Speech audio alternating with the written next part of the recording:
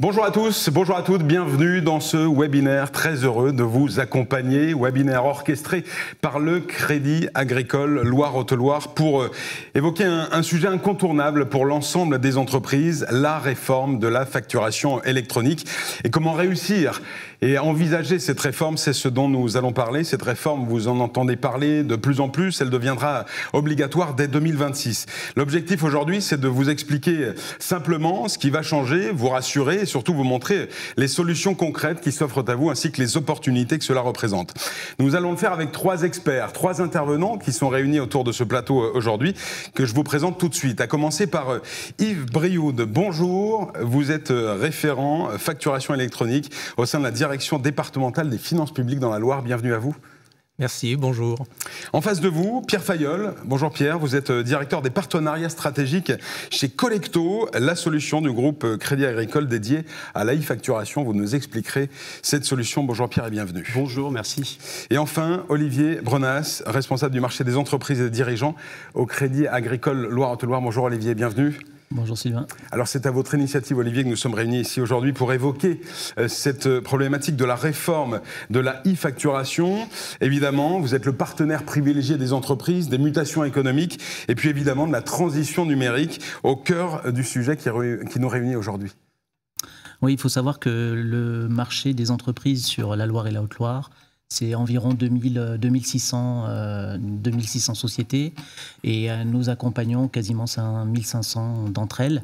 Nous sommes un partenaire présent au travers d'un marché spécialisé, un marché entreprise, avec 4 centres d'affaires, un sur Roanne, un sur Le Puy-en-Velay, un sur Saint-Étienne pour les PME et un sur Saint-Étienne pour les ETI du territoire de la Loire et de la Haute-Loire. Donc en tant que partenaire important et souvent banquier principal de nos clients, on se doit d'être à l'écoute de leurs besoins et les accompagner dans la transmission de leur entreprise, mais aussi dans la transition énergétique qu'ils ont à faire, et puis la transition numérique. Et c'est aussi pour ça qu'on est à l'initiative de cette réunion sur Collecto. Alors justement, ça peut susciter des interrogations, des doutes, des peurs aussi parfois. L'objectif, c'est de démystifier et d'accompagner parce que c'est aussi le principe des chargés d'affaires du Crédit Agricole. Oui, c'est vrai que comme tout changement, on a un petit peu peur au départ. On parle aussi beaucoup de formalisme administratif, de lourdeur et également de fraude, parce qu'on en parle là aussi de plus en plus. Beaucoup d'entreprises, même les plus petites, se font hacker. On a besoin de rassurer nos clients. Ça, c'est un point très important. Et surtout de les accompagner, parce que ce que nous disent nos clients, c'est « laissez-nous travailler ». Donc on va essayer aujourd'hui, pendant ce webinaire, de vous expliquer, de vous accompagner et comment réussir donc la e-facturation en toute sérénité. On va commencer par comprendre cette réforme, si vous le voulez bien, parce qu'il y a tout un cadre, un déroulé, un cheminement à bien connaître avant de se lancer. Et c'est avec vous, Yves Brioude, que nous allons faire ce point-là. Vous êtes référent e-facturation, facturation électronique au sein de la direction départementale des finances publiques. Tout d'abord, cette réforme, elle est en marche en France, mais ça vient. Il n'y a pas que la France qui est concernée. Hein. Non, quelques éléments de contexte. Effectivement, il y a plusieurs pays qui sont déjà passés à la facturation électronique. Alors, assez loin de nous, on peut citer le Mexique, par exemple. Plus proche, l'Italie. Et puis, ça s'inscrit dans un mouvement plus général, puisqu'il y a une directive qui est en cours de discussion au niveau européen, qui s'appelle la directive VIDA, la TVA à l'ère électronique. Et donc, la France s'inscrit dans cette démarche en proposant une solution de facturation électronique. À qui s'adresse la facturation électronique? Quel type d'entreprise? Alors, la facturation électronique s'adresse à toutes les entreprises assujetties à TVA, quelle que soit leur taille. C'est-à-dire ça va de la micro-entreprise en franchise en base en TVA jusqu'à la multinationale. D'accord, le périmètre de la facturation électronique, parce qu'on parle facturation électronique, mais finalement c'est assez restrictif. Hein. Alors c'est vrai que le périmètre est plus large que facturation électronique, tel que le terme pourrait le laisser supposer. La facturation électronique, en fait, ce sont 3 obligations. L'obligation de transmission de factures entre assujettis à TVA, ce qu'on appelle le invoicing. L'obligation de transmettre les données de transaction pour les assujettis qui vendent ou rendent des prestations de services envers des non-assujettis. Alors ça peut être une association, mais généralement des particuliers. Et puis, ce sont aussi la transmission des données de paiement pour les entreprises qui rendent des prestations de services, puisque l'exigibilité de la TVA, c'est l'encaissement. Et donc, il faut que nous sachions quand le paiement est intervenu, et donc quand la TVA est exigible, puisque une des idées aussi de la facturation électronique, de cette réforme, c'est d'aider les entreprises en pré-remplissant les déclarations de TVA. Justement, quels sont les objectifs poursuivis par cette réforme? Il y en a plusieurs. Alors, il y en a plusieurs. Donc, comme j'ai dit, c'est le pré-remplissage à terme des déclarations de TVA. C'est aider les entreprises, simplifier la gestion des entreprises. Mais je pense que là, les autres intervenants en parleront un petit peu plus que moi. Et puis, c'est lutter contre la fraude aussi, au bénéfice des entreprises de bonne foi. La très grande majorité des entreprises respectent leurs obligations fiscales et finalement, certaines entreprises qui ne respectent pas ces obligations fiscales s'attribuent un avantage compétitif déloyal. Et donc, l'idée, c'est de lutter contre cette fraude, donc justement au bénéfice des entreprises qui respectent leurs obligations fiscales. Et puis il y a un autre objectif qui est aussi de mieux connaître en temps réel ou quasiment en temps réel l'activité économique pour apporter un soutien plus pertinent au secteur en difficulté. On peut parler des échéances, la mise en place de cette réforme, comment elle va s'opérer, parce qu'il y a plusieurs cas, plusieurs stades à franchir. Alors, cette réforme, elle va rentrer en vigueur de manière obligatoire au 1er septembre 2026 en réception des factures pour toutes les entreprises, quel que soit leur montant de chiffre d'affaires, dès lors qu'elles sont assujetties à TVA, et en émission pour les grandes entreprises ou des entreprises de taille intermédiaire, donc c'est plus de 5000 salariés, au-delà du seuil des PME, donc plus de 250 salariés, et 47 ou 50 millions de chiffre d'affaires. Est-ce qu'on peut parler de confidentialité? Parce qu'évidemment, on se dit, voilà, c'est du numérique, donc toutes les données que je renseigne sont susceptibles d'être détournées, exploitées à des fins non attendues. Alors non. On peut parler de confidentialité. Les plateformes qui sont des éléments importants de cette réforme, les plateformes agréées, sont agréées par l'État. Elles répondent à un cahier des charges strict. Et dans ce cahier des charges, il est indiqué que les serveurs doivent être situés en Europe pour respecter le RGPD, le règlement général sur la protection des données. Pardon. Donc la confidentialité est garantie. Alors justement, les plateformes, on fera un focus particulier sur une plateforme particulière juste après, mais l'importance des plateformes dans le dispositif, dans cette réforme, quel est-il? Alors il y a pléthore de plateformes aujourd'hui, il faut faire attention, il y a différents agréments que vous délivrez. Alors non, on délivre un agrément, c'est le même agrément pour toutes les plateformes. Il y en a effectivement plus d'une centaine qui sont agréées actuellement, sous réserve. Alors sous réserve, ça veut dire de pouvoir se raccorder effectivement à l'annuaire et donc au système, mais je dirais que la réserve, elle sera levée dans quelques semaines, lorsque ces plateformes pourront entrer en vigueur, pourront commencer à œuvrer. Donc, le rôle de ces plateformes est central, puisque chaque assujetti devra avoir une plateforme pour envoyer ses factures à la plateforme de son client, et qui va recevoir ses factures grâce à cette plateforme. Et tout ça grâce à l'annuaire qui est géré par le concentrateur, le portail public de facturation, qui en fait recense tous les numéros sirènes des entreprises qui sont assujetties à TVA. Merci beaucoup Yves Briaud. Olivier, je me tourne à nouveau vers vous. On imagine le changement que ça représente pour les entreprises. Vous l'avez dit en introduction tout à l'heure, c'est laissez-nous tranquilles. Il faut transformer ce qui peut apparaître comme une contrainte en véritable opportunité pour une entreprise. C'est-à-dire que ça représente, on en parlera peut-être après, mais un gain de temps et un vrai saut vers l'avenir, vers l'avenir pour les entreprises. Oui, exactement Sylvain.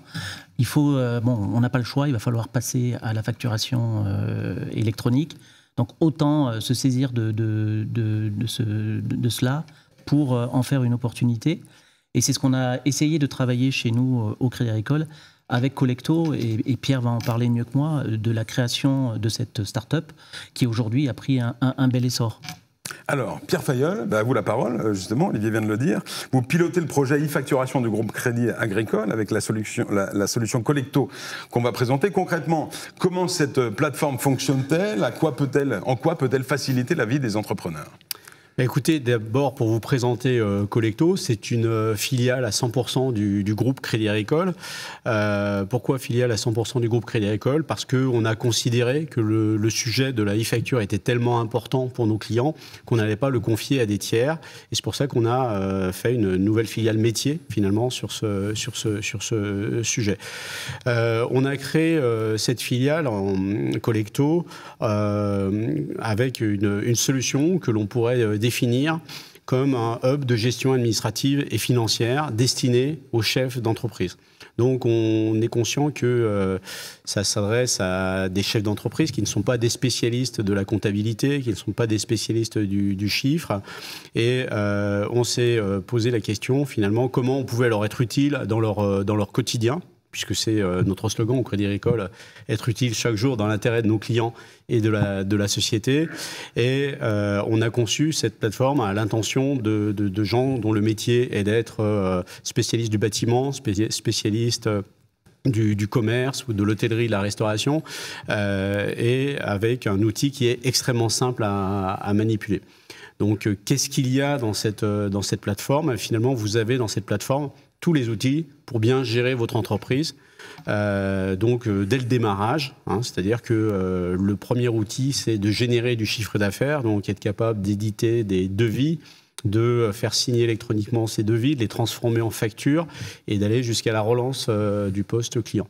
Ce qui permet de gagner à peu près 30% sur les impayés, donc améliorer la trésorerie des entreprises. Et ça, c'est très important pour nous banquiers, d'avoir des clients qui soient en excellente santé financière. Le deuxième module, c'est la partie fournisseur. On a un module qui permet de payer tous les fournisseurs en récupérant les factures via ce qu'on appelle des connecteurs. Donc, automatiquement, Collecto va récupérer les factures sur différents environnements. Par exemple, votre espace Bouygues, votre espace Total, votre espace Veolia, où vous allez trouver vos factures. Vous présentez ces factures et vous allez pouvoir les payer et donc les régler très rapidement. Et puis le dernier module, c'est un module de gestion bancaire, puisque c'est notre ADN. On est à la base filiale d'une grande banque française. Donc on agrège l'ensemble des comptes du client, qu'il soit au Crédit Agricole ou dans d'autres banques, ce qui permet de pouvoir piloter la trésorerie de l'entreprise au jour le jour. Et c'est ce qu'a dit Yves Brioude, on est sur du temps réel. Donc ça permet d'avoir une analyse en temps réel sur les données de l'entreprise et de pouvoir, de pouvoir anticiper et mieux piloter l'entreprise. On prépare évidemment les factures et les écritures pour le comptable, puisqu'on fait de la préimputation, de la justification, et on facilite ainsi les échanges entre l'entreprise, le client et son cabinet d'expertise comptable. Donc on se positionne en amont du cabinet d'expertise comptable, là aussi pour faciliter la vie de tous les opérateurs et puis apporter plus de conseils, être capable d'apporter plus de conseils. Cette solution est déclinable pour tous les types d'entreprises, holding compris. Oui, effectivement, on a une solution qui balaye large, puisqu'on commence à 0 € de chiffre d'affaires. Donc d'abord, c'est le créateur d'entreprise. On s'adresse d'abord aux créateurs d'entreprise avec une offre gratuite jusqu'au 31 décembre 2025 pour ceux qui sont en franchise de TVA. Et on monte jusqu'à 50 millions d'euros de chiffre d'affaires. Voilà, c'est une offre qui s'adresse finalement à un panel très très large. Ça peut être la micro-entreprise, l'artisan, le commerçant, la PME, avec plusieurs dizaines de salariés. Je voudrais qu'on parle d'intelligence artificielle parce que l'IA est embarquée dans la solution Collecto. Oui, nativement, comme nous avons lancé cette plateforme en 2023, en juin 2023, on a commencé par un prototype qu'on a mis sur le net. On l'a testé auprès de clients, ce qui nous a permis de faire une preuve de concept.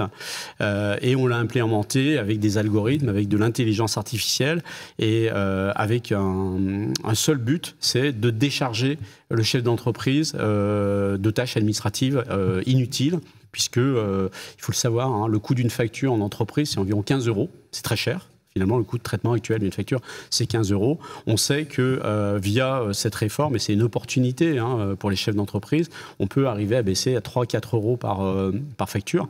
Donc ça, c'est important. Et encore plus, on sait très bien, quand on interroge des chefs d'entreprise, qu'ils passent des heures à faire leur gestion administrative le soir, leur week-end. Parfois, ça empiète sur leur vie de famille. On a des chiffres là-dessus, sur le temps administratif. Oui, on arrive, avec notre solution, on arrive à peu près à 5 heures par semaine, hein, donc 20 heures par mois. Et c'est vraiment très important déjà pour le bien-être du chef d'entreprise. Il faut savoir que c'est une surcharge mentale. Hein, on parlait de réglementation, mais avant tout, c'est la surcharge administrative et qui est finalement créée par la multiplicité des tâches. Et puis parfois des erreurs et aussi des échanges par exemple avec le comptable. Et donc là, ça nous permet d'avoir des échanges fluides et sans erreur. Si on résume, quels sont les grands atouts de Collecto par rapport à d'autres solutions ? Alors nos atouts, on a un positionnement qui est radicalement différent sur le marché. On a parlé de plus de 100 plateformes qui sont agréées. Déjà, on est la seule solution qui est 100% filiale d'une grande banque française, qui est le Crédit Agricole. Et ça, il faut le signaler. Derrière, ça implique plusieurs choses.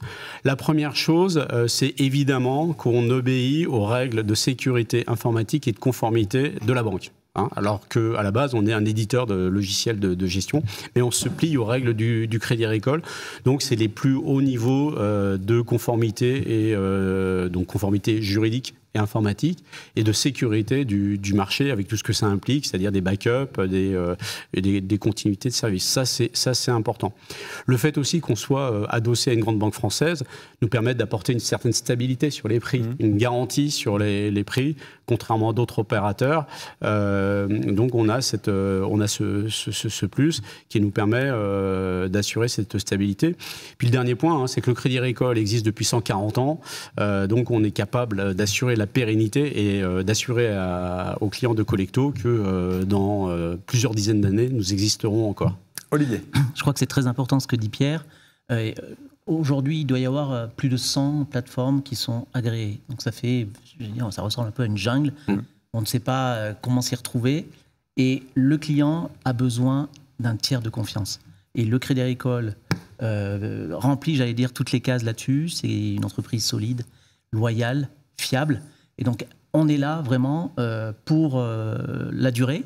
C'est pas simplement un effet d'aubaine attiré par un nouveau marché. On est là vraiment dans la durée pour accompagner nos clients sur ce service-là. Et puis on peut peut-être en parler tout de suite, mais c'est-à-dire que le chargé d'affaires sert de pivot. On est accompagné sur une solution digitale par du physique, typiquement par de l'humain. Oui, je ne l'ai pas dit tout à l'heure, mais les 4 centres d'affaires qui couvrent le territoire de la Loire et de la Haute-Loire, c'est 23 chargés de relations qui gèrent un portefeuille d'entreprise. Et ce que je recommande aux chefs d'entreprise, c'est tout simplement d'en parler à leur chargé d'affaires, qui très rapidement commencera par leur exposer ce qu'est Collecto, mais les mettra ensuite en relation avec un expert métier de chez Collecto pour la démonstration.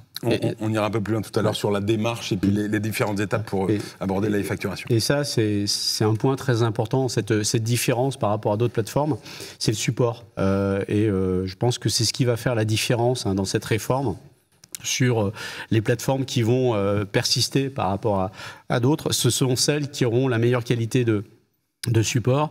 Nous avons tendance à dire chez Collecto que nous associons le meilleur du digital avec le meilleur de l'humain, puisqu'on est une start-up. Alors le fait que l'on soit une start-up, ça nous permet aussi d'avoir une nouvelle version logicielle tous les mardis. C'est-à-dire qu'on livre de nouvelles fonctionnalités pour le client et pour le même prix tous les mardis. Comme il a été dit aussi, on a le support en local des 7000 conseillers du Crédit Agricole, un conseiller pro agri et chargés d'affaires. Ils sont acculturés à la solution Collecto. Voilà, qui sont acculturés à la solution Collecto, donc vraiment de la proximité de terrain. On a la connaissance évidemment des réseaux, des caisses régionales avec les réseaux d'expertise comptable qui sont nos principaux partenaires. Et derrière, on a notre support qui est à Paris avec des équipes, les personnes qui sont chez nous en support, qui pour la plupart sont des auto-entrepreneurs. Donc ce sont des gens qu'on embauche qui ont déjà été chefs d'entreprise, qui ont déjà émis une facture. Donc pour nous, c'est très important d'avoir cette qualité de profil. Et le tout est évidemment basé en France. Donc on arrive à avoir cette solution un peu hybride, hein, c'est-à-dire la force du grand groupe avec la proximité du grand groupe et l'agilité de la start-up. Pierre, parlons prix. Combien est-ce que ça coûte de profiter d'une solution comme Collecto ? Alors je vous le disais tout à l'heure, Sylvain, on a testé la solution, ce qui nous a permis pendant un an justement de voir ce qu'attendaient les clients. Et finalement, ce que nos clients nous ont dit, il y a cette réforme, ça va nous coûter cher et on n'a pas envie de payer pour quelque chose qu'on ne veut pas utiliser. C'est pour ça qu'on a construit une grille tarifaire qui commence à 0 € pour les franchises de TVA, mais ensuite on passe à 9 € par mois. 9 € par mois, tout compris. Il n'y a pas de coût caché. Ce qui permet à déjà un client d'être conforme à la réforme, mais aussi de l'accompagner au fur et à mesure que son entreprise évolue, grandit. C'est-à-dire que, en fonction de ses besoins, c'est-à-dire par exemple le nombre de factures, le nombre de collaborateurs utilisateurs de la plateforme, ou bien le fait que le client soit en holding, puisqu'on attaque le monde des grandes entreprises, il va payer vraiment pour chaque option. Donc, il ne paiera que ce qu'il utilise. Donc, ça peut être sur les entreprises des tarifs de base à 59, 79 € par mois, largement suffisant, avec une offre qui est en moyenne 40% moins chère que les autres offres du marché. Donc, on a un positionnement extrêmement compétitif sur le marché. Merci beaucoup pour cette présentation. À présent, je vous propose que nous regardions ensemble quelles étapes il faut franchir pour optimiser le passage à la facturation électronique dans son entreprise. Peut-être, Yves Briaud, le premier mot, on en a parlé, c'est calibrer la bonne solution par rapport à ses besoins, par rapport à son entreprise, etc. Il faut se faire un autodiagnostic de l'entreprise pour vérifier, pour checker la plateforme qu'on va choisir. Oui, tout à fait. Alors, effectivement, le premier point, c'est de examiner les applications qu'on a, les logiciels de gestion de caisse ou autres dont dispose l'entreprise, de bien recenser les besoins par rapport au nombre de factures qu'elle va émettre, par rapport à son chiffre d'affaires, par rapport aux relations qu'elle veut avoir avec ses clients, et puis de ne pas choisir une solution qui serait trop complexe et démesuré par rapport à ses besoins pour un coût qui ne serait pas en rapport non plus avec les besoins de l'entreprise. Donc il y a ce premier diagnostic à opérer et après effectivement de choisir la plateforme agréée parmi les plateformes, les 105, 109 maintenant, agréées par l'État. En termes de timing, il est important de s'y prendre le plus tôt possible, j'imagine. C'est-à-dire que là, on est en plein dedans. Ne pas se retrouver au pied du mur et choisir une solution ou improviser ce passage-là. Évidemment, plus on anticipe, plus le passage sera facile. 1er septembre 2026, c'est demain. Toutes les entreprises sont concernées puisque toutes devront recevoir leurs factures sous format dématérialisé. Je prends l'exemple d'un petit entrepreneur qui est au régime micro et qui est en franchise en base. Il va recevoir des factures de ses fournisseurs, peut-être, d'énergie ou de matériaux sous format électronique. Donc il va falloir qu'il ait une plateforme agréée. Et donc plus il s'y prend à l'avance, plus il évalue ses besoins en avance, et plus il passera facilement la facturation électronique en septembre 2026. Pierre, vous confirmez, ça se prépare, il faut préparer l'entreprise à ce passage-là? Oui, je confirme, parce que ça n'est pas anodin. Le logiciel finalement de gestion administrative de l'entreprise, c'est un peu comme le moteur de l'entreprise, ou système d'exploitation d'un ordinateur. Donc c'est un peu comme si on changeait finalement le moteur de la voiture, donc ça se fait pas en 5 minutes. L'idéal, c'est de faire ça au moment d'un arrêté comptable. Donc l'idéal, ça serait de faire ça au 31 décembre 2025. Dans l'absolu, ça facilite la vie pour tout le monde. On arrête les opérations sur un système et puis on recommence sur un autre système. Et effectivement, je souscris à ce qui a été dit sur cette phase de diagnostic parce que bien souvent, les chefs d'entreprise sont malheureux et ils ne le savent pas parce qu'ils ont 3, 4, 5 solutions pour gérer leurs factures en réception, en émission, gérer leurs comptes. Ils font des sauvegardes le soir. Ils ont 10 mots de passe, ils font voilà, donc c'est des logiciels qui ne se parlent pas entre eux. Donc là aussi, c'est une super opportunité pour tout mettre à plat, faire ce diagnostic, comme l'a dit Yves, et puis choisir une nouvelle solution qui conviendra effectivement aux besoins de l'entreprise. Le plan d'action d'ailleurs qui s'affiche sur votre écran, donc un plan d'action à suivre pour passer à l'e-facturation. Je voudrais que nous parlons de la globalité, c'est-à-dire que dans une entreprise, il faut aussi former les collaborateurs, l'ensemble. C'est une véritable culture d'entreprise qui doit s'imposer autour du passage à la facturation électronique, Olivier ? Oui, ça c'est certain. Ça va demander un accompagnement. Hein, donc, on ne s'improvise pas comme ça, utilisateur. Mais je reviens sur l'offre Collecto du groupe. J'ai eu l'occasion de l'avoir fonctionné et c'est quelque chose de très intuitif. Je crois qu'on peut insister là-dessus. Voilà, il n'y a pas besoin d'avoir 2-3 jours de formation. L'outil est intuitif et facile d'utilisation. Après, bien évidemment, c'est une méthode au sein de l'entreprise à mettre en place parce que la façon de fonctionner est différente. Est-ce qu'on passe tout de suite d'une solution à l'autre, de l'ancien régime à la nouvelle facturation électronique, ou on peut fonctionner un peu en hybride au départ et s'acclimater peu à peu ? Oui, alors on a conçu Collecto avec ce qu'on appelle des connecteurs avec des prises, justement parce qu'on est conscient que c'est compliqué pour une entreprise d'abandonner ses habitudes. Parfois, il y a certains logiciels qui fonctionnent bien, hein, qui permettent d'éditer des devis ou des factures tout en gérant les stocks. Et par exemple, on est capable avec Collecto de se connecter sur certains de ces logiciels et importer des factures pour les traiter et les convertir au bon format. Donc, ce qu'on a souhaité faire, c'est une transition en douceur pour que le chef d'entreprise n'ait pas forcément à tout abandonner et puisse conserver certains de ses outils. Néanmoins, il faut quand même vérifier que ces outils soient quand même conformes et fiables par rapport à la réforme. Mais c'est un changement qui s'accompagne avec effectivement, dans la mesure du possible, c'est un critère de choix, hein, le moins de formation possible. Parce que si on se retrouve à devoir faire 4 ou 5 jours de formation, c'est que la solution n'est pas bonne. Normalement, elle doit être autoporteuse. On en parlera dans les warnings et les red flags juste après. Je voudrais que nous parlions de l'opportunité de modernisation que ça représente. C'est-à-dire que les entreprises qui auraient pu louper quelques séquences de la transition numérique peuvent surfer sur cette obligation réglementaire pour franchir enfin le cap du numérique, du digital. Oui, tout à fait. C'est-à-dire que on a un certain nombre d'entreprises qui ne sont pas encore finalement à la maturité numérique nécessaire. On s'aperçoit que ce n'est pas forcément l'apanage des grandes entreprises. On a des très grosses entreprises qui fonctionnent encore avec du papier, encore avec des vieilles pratiques. On a encore beaucoup de chefs d'entreprise qui sont persuadés, qui sont conformes à la réforme parce qu'ils reçoivent des PDF par mail et donc ils s'imaginent que voilà, c'est le PDF, c'est numérique, mais non, ça n'est pas conforme à la réforme.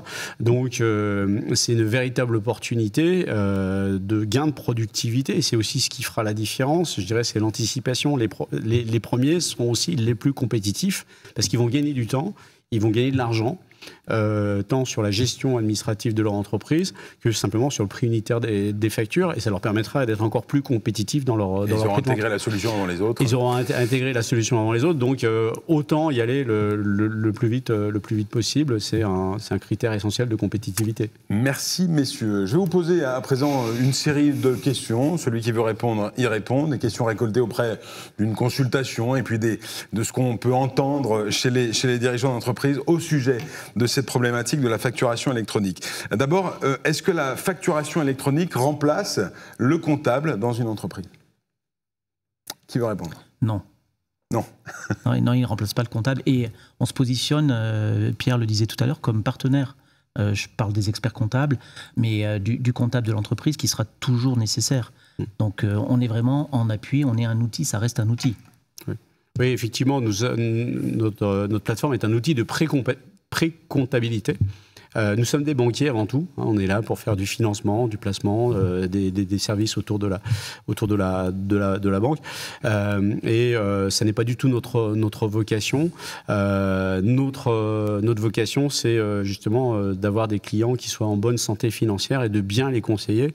Et donc, avec notre solution, finalement, on décharge le client et l'expert comptable de tâches finalement à faible valeur ajoutée pour pouvoir faire du vrai conseil. Je prends un exemple, le pilotage de la trésorerie, c'est surtout actuellement en période un peu tendue, c'est vraiment très très important. Et souvent, moi j'ai vu bon nombre d'entreprises faire faillite parce qu'on n'était pas assez réactif sur le pilotage de la trésorerie, parce qu'on n'avait pas les données en temps réel, parce qu'on n'arrivait pas à produire des tableaux de trésorerie suffisamment fiables.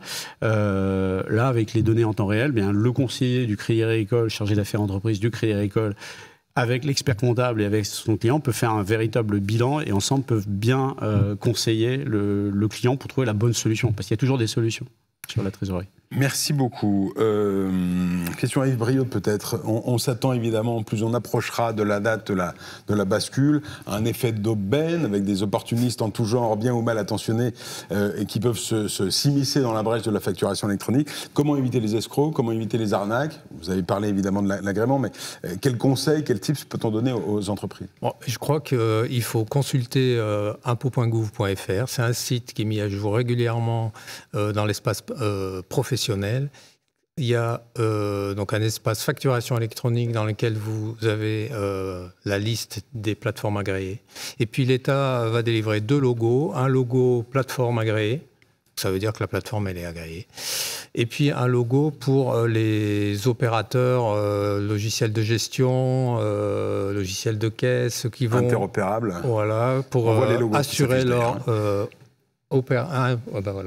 pour assurer qu'ils peuvent se raccorder donc, aux plateformes agréées. On peut s'attendre à une recrudescence d'appels mal intentionnés, de formation, vous parliez de ça. Oui, on le voit déjà. On le voit déjà. J'étais chez des clients à qui on avait fait acheter un ordinateur en lui disant votre ordinateur n'est pas compatible. Donc on avait profité pour vendre un ordinateur. Donc il n'y a pas besoin de changer d'équipement informatique pour la facture électronique. Ça c'est totalement faux. Et si on vous vend une formation complexe sur plusieurs jours, ça veut dire que la solution n'est pas adaptée. Merci beaucoup. Je reviens à la comptabilité. Collecto est-il compatible avec les logiciels comptables existants? Oui, alors on a fait des développements pour s'intégrer sur ACD, Sage et CJ Loop. On est en train de travailler aussi sur la compatibilité avec une solution qui s'appelle Agiris. Donc on est en train justement de faire évoluer notre solution pour être compatible avec la majorité des logiciels comptables. Merci beaucoup. Olivier, une question pour vous. Quel accompagnement, vous en avez un peu parlé, mais on va le répéter, quel accompagnement propose le Crédit Agricole Loire-Haute-Loire vers la transition pour la facturation numérique? Donc, je reviens sur le rôle du chargé d'affaires, qui est vraiment chez nous le pivot de la relation. Donc, il a à peu près 80 entreprises en portefeuille, et c'est lui le premier contact du client sur l'offre Collecto. Il va donc présenter les grandes caractéristiques de l'offre, mais ensuite, de manière très rapide et très fluide, il y a un passage de témoin qui est fait à l'expert Collecto, qui ensuite fait son travail, fait le travail de démonstration avec le client. Bien, merci beaucoup messieurs. Je vous laisse un mot pour conclure à chacun, si vous le souhaitez. Pierre? Écoutez, moi je pense qu'on est on est un peu un tournant, hein. On est dans le momentum, puisque ça fait quand même plusieurs années qu'on parle de cette réforme. Je conseillerais à tous les chefs d'entreprise qui nous regardent de ne pas perdre de temps et de s'intéresser vraiment au sujet concrètement en faisant un diagnostic dans leur entreprise et pour choisir la bonne solution adaptée à leurs besoins. Merci beaucoup. Yves Briaud, un mot pour conclure. Un petit peu la même chose. C'est vrai qu'on rentre dans le money time. 1er septembre 2026, c'est bien tôt. Les chefs d'entreprise peuvent se faire une idée de ce qu'est la réforme de manière très facile en allant sur impôt.gouv.fr. Il y a un dépliant, il y a des quiz, il y a des fiches thématiques qui sont très courtes et qui permettent de bien appréhender la réforme sur ces 3 volets, donc facturation électronique, données de transaction, données de paiement, et de dédramatiser peut-être cette réforme. Il y a un quiz pour connaître son niveau de se tester. Il y en a même 3. Il y a un niveau, je dirais, de base, un niveau moyen et un niveau expert. Bon, et quand vous validez le niveau expert, c'est que vous êtes... Vous êtes au point sur la facturation électronique. Merci beaucoup Yves Briaud. Olivier Bornas, pour conclure. Je dirais simplement, je reprends un peu les gains de cette solution. C'est un gain d'argent, un gain de temps, puisque c'est absolument pas neutre. Il y a tout ce qui est aussi sécurité numérique dans l'entreprise. Ça permet quand même de fiabiliser ces choses-là. On a toute une kyrielle d'avantages. On sait que de toute façon, il faut y passer. Donc faisons de cette, entre guillemets, contrainte une opportunité. Et les collaborateurs du Crédit Agricole, donc conseillers, chargés d'affaires professionnels, chargés d'affaires entreprises, sont à l'écoute des clients et vont de toute façon parler des solutions collecto que le groupe vient de lancer. Merci beaucoup. Et bien voilà, nous arrivons au terme de ce webinaire consacré à la facturation électronique. Comment réussir le passage en toute sérénité. On espère vous avoir donné un maximum de clés. Merci beaucoup à nos 3 intervenants. Yves Briaud pour vos éclairages réglementaires. Pierre Fayolle pour la démonstration concrète de Collecto. Et vous, Olivier Bornas, pour la vision terrain, l'accompagnement de vos clients proposé par le Crédit Agricole Loire-Haute-Loire. Vous l'avez compris, c'est une obligation, mais faites-en une chance. Et embrassez la facturation électronique dès maintenant pour être le plus performant possible au moment du passage. Je vous remercie de nous avoir suivis. Je vous dis à très bientôt pour un nouveau webinaire proposé par le Crédit Agricole Loire-Haute-Loire. À bientôt.